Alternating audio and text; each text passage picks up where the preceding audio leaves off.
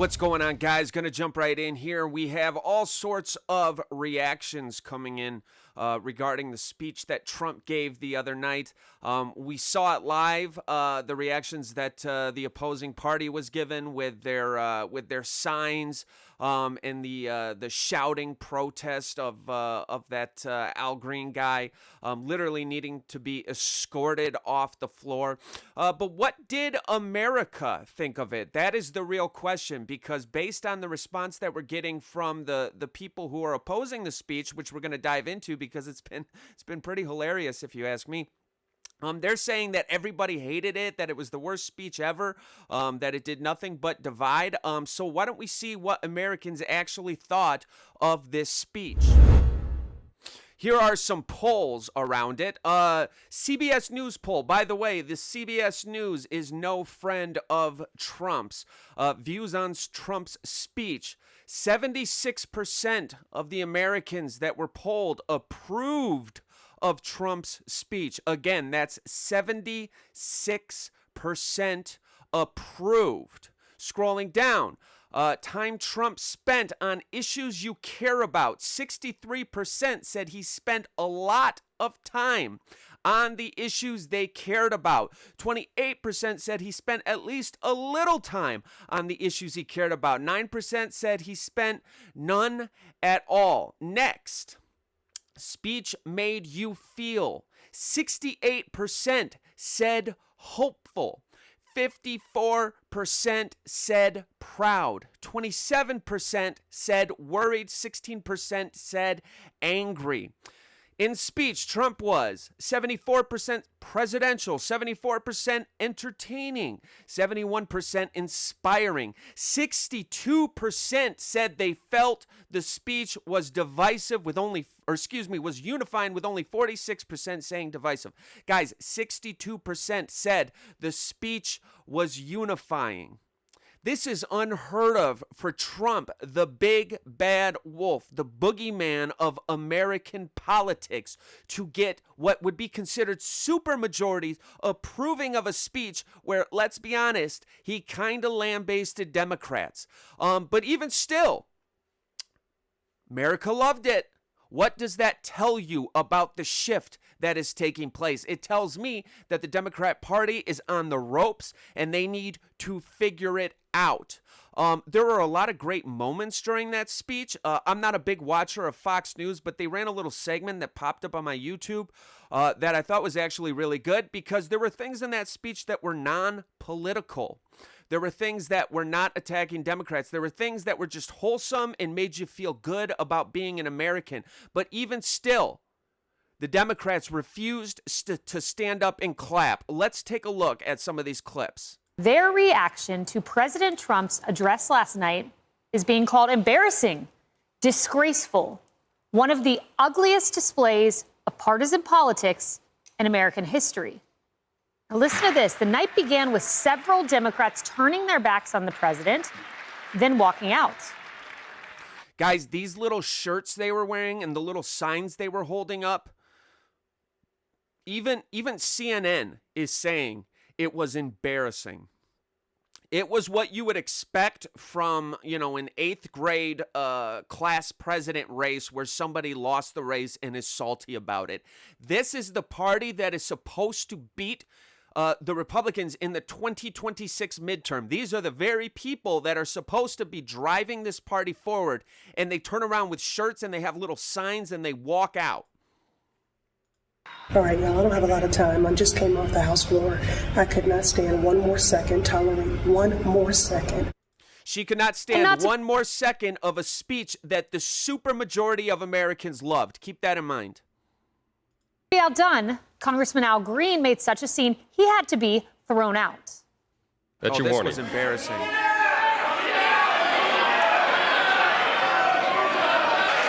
Remove this gentleman from the chamber. By the way, over 80% of Americans disagreed with what this guy did, by the way. Over 80%. It's as if the Democrats see themselves dying and they believe their solution is to pull out a gun and shoot themselves in the toes. That is what they're doing, and it doesn't make any sense. They just can't figure it out.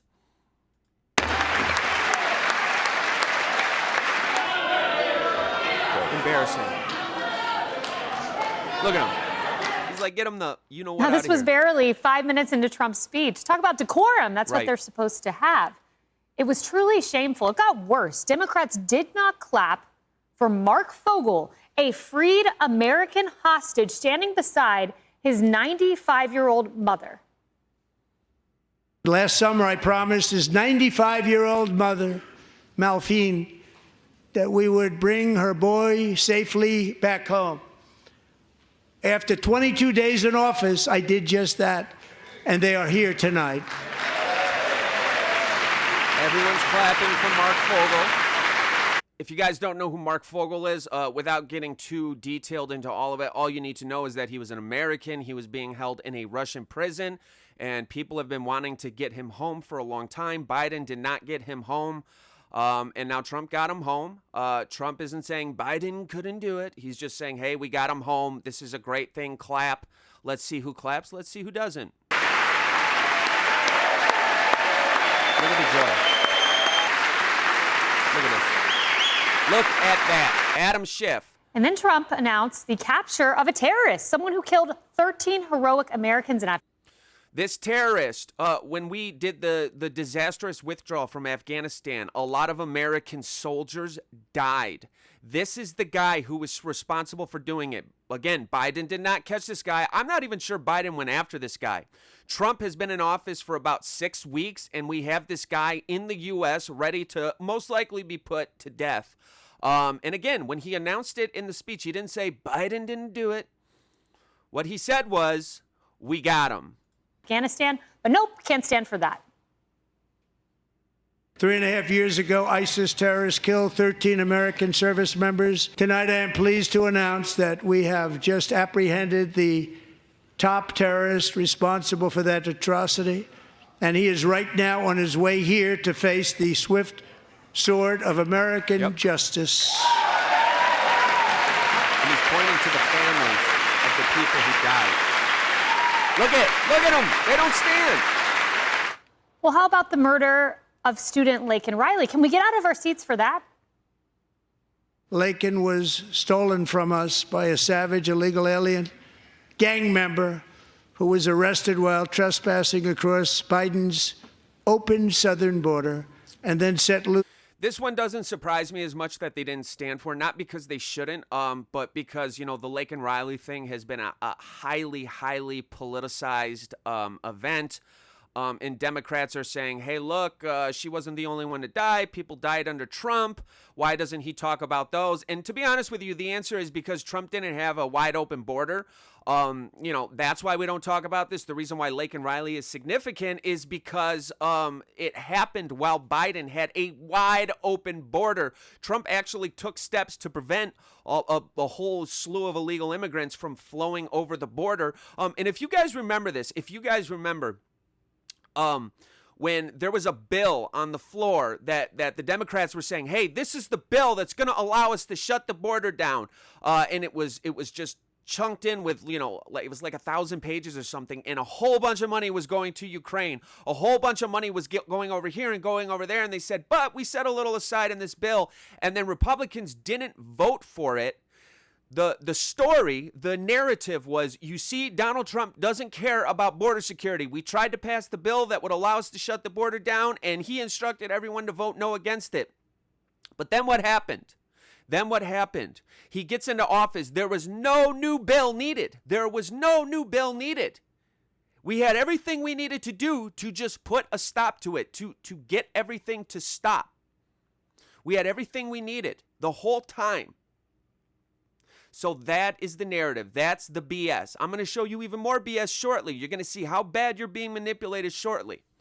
Into the United States under the heartless policies of that failed administration. With us this evening are Laken's beloved mother, See, as I said, this one, it was a little more political. So not as surprised to see that they didn't stand for this one, but still. Allison, and her sister, Lauren.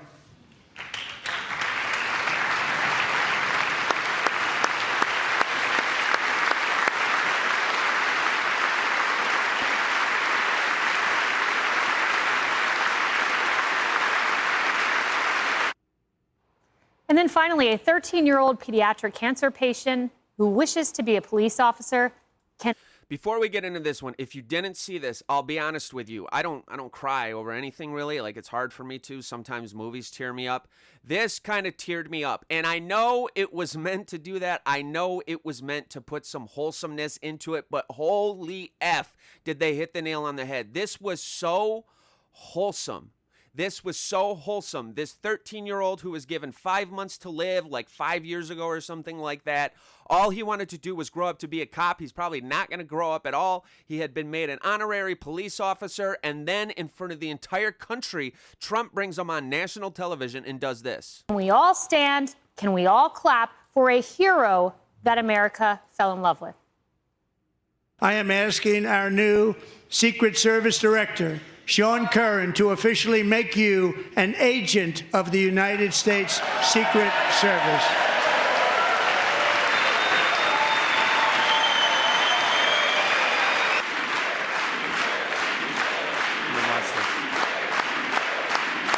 And they don't clap. They're back there sitting down. Look at them. Thank you. It's shameful, guys. It is absolutely shameful that they sat there, even for a moment as wholesome as that they sat there and refused to stand up. So, as I said, America loved the speech, but did they notice the Democrats' response? Well, I'm going to show you a clip from CNN that talks about exactly that. And if you're not familiar with CNN's political skew, they are without a doubt. Some people say MSNBC is worse. I happen to think CNN is worse, but they are 100% political propaganda for the left. And even CNN had this to say. This was a horrific night for the opposition party, regardless of how well she just spoke. It started out with Al Green getting thrown off the House floor because he couldn't keep his emotions under control. Then they had the ridiculous paddles, which now social media is roasting. That you said false on one side and ridiculous. Elon on and the then other. finally, and maybe most terribly, the Democrats who couldn't find it in their heart to stand for objectively good things, including the 95-year-old mother and Right. Mark Fogel, Right. and Mark, who got rescued from a Russian prison, and they couldn't even stand up for that. I thought Democrats came into this speech lost and defeated by Donald Trump, and today it looks to me like they're even more lost and even more defeated than when this speech started. And that hits the nail on the head again, guys. Again, that is CNN saying that. That's what CNN is saying. They absolutely blew it during the speech. They had a moment to be part of the unity, to build off something special, but they didn't do it. They blew it. So how did the Democratic Party respond? How did they respond when they saw that America loved the speech? How did they respond when they saw that America hated the way that they behaved during the speech? Did they say, you know what, we're going to get our stuff together, we're going to give some, a genuine response here? Did they do that? Did they speak from the heart? Did they finally understand what it was? No. They didn't do any of that. They did the most embarrassing thing I've seen in a very long time. Not just the fact they did it, even in the 1970s, like people would be able to connect the dots on this, but for them to know that we're in the age of the internet in 2025, where the whole world is connected, where there's internet detectives everywhere who can connect such obvious dots like this together, for them to respond like this, it is embarrassing. Watch these responses. When I win, I will immediately bring prices down starting on day one. That ain't true. That's what you just heard. Since day one of Donald Trump's presidency, prices are not down, they're up. Inflation is getting worse, not better. The prices of groceries, gas, housing, eggs, of essentials, it's not getting better, it's getting worse.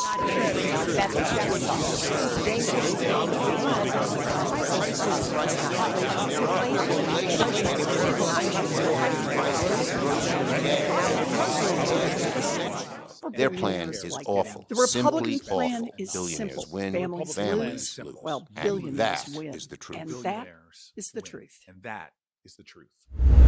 Can you believe that? Can you believe that? Can you believe how fake these people are? They're so fake. They're so fake, and they don't get it. They have lost all touch. The gig is up. People get it. The younger generations see what's happening. They haven't been brainwashed their whole lives. There is an opposition in this country building against this madness. We are over it. So how do they respond? How is this party planning to respond?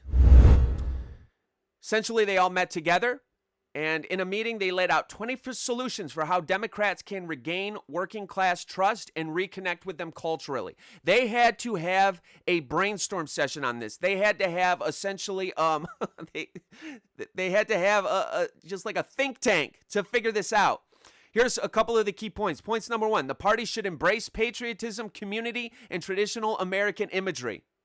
Point number 2, Democrats should ban far-left candidate questionnaires and refuse to participate in forums that create ideological purity tests, and move away from the dominance of small-dollar donors whose preferences may not align with the broader electorate. Guys, do you know what that means? Do you know what they're saying? First of all, they're saying goodbye to woke. They're saying goodbye to leftist extremism. They're saying goodbye to ideological purity tests, like where they're all standing on stage and they get asked a question that's super, super, super far left, and they ask everyone on the stage, all the Democrat candidates, do you agree with this? Raise your hand. And if you don't raise your hand, you're not going to be on that stage next time. And they say move away from the dominance of small dollar donors whose preferences may not align with the broader electorate. Who could they be talking about? Are they talking about the blue-haired mafia? Is that who they're talking about? I remember like a lot of people were saying the squad, AOC, Ilhan Omar, people like that. They're the future of the Democrat Party. According to this think tank, their days are numbered. Their time is done. America is over wokeism. Point number 3, they should push back against far-left staffers and groups that exert a disproportionate influence on policy and messaging. Holy hell, man. Like, you mean the people that wouldn't told Kamala not to go on the Joe Rogan podcast because they said he wasn't viewed favorably amongst this small percentage of far-left ideologues? Are you talking about those people? That's who they're talking about. Point number 4, candidates should get out of elite circles and into real communities. Tailgates, gun shows, local restaurants. Gun shows? Are you effing kidding me? They want to close down gun shows. Last but not least, the party needs to own the failures of the democratic governance in large cities and commit to improving local government.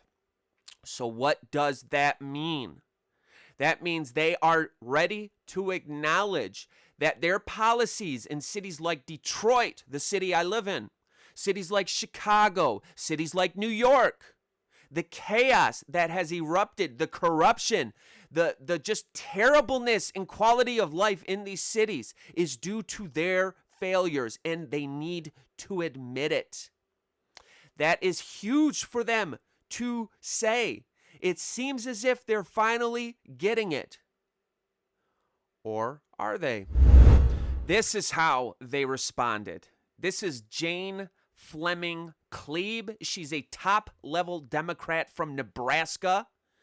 When the Dems put out something so lovable, so obvious, so no duh, this is clearly what needs to be done to connect with real Americans. She goes on X and says, this was not a retreat hosted by the Democratic National Committee or the Association of State Democratic Committees. The retreat was hosted by the Third Way, a 501c4 group, not a Democratic group. So literally, the first thing that Dems have put out where people go, hey, I think I like that. I could get behind that. I could get excited about that. The first thing they put out, and God knows how long, they have to jump into the public eye and say, nope, nope, nope, that's not actually us. That's not actually us. So I don't know about you guys, but I don't see things going too well for them if they don't learn to change. It's time that they read the writing on the wall and see that America is over their BS and is turning against them. We want them to join us hand in hand. We don't want all this division. I don't want all this division. I don't think anyone wants all this division. It's time for us to grow and move forward as a country and leave people like this in the wake. That's it for this video, guys. Like and subscribe for more. I'll see you next time.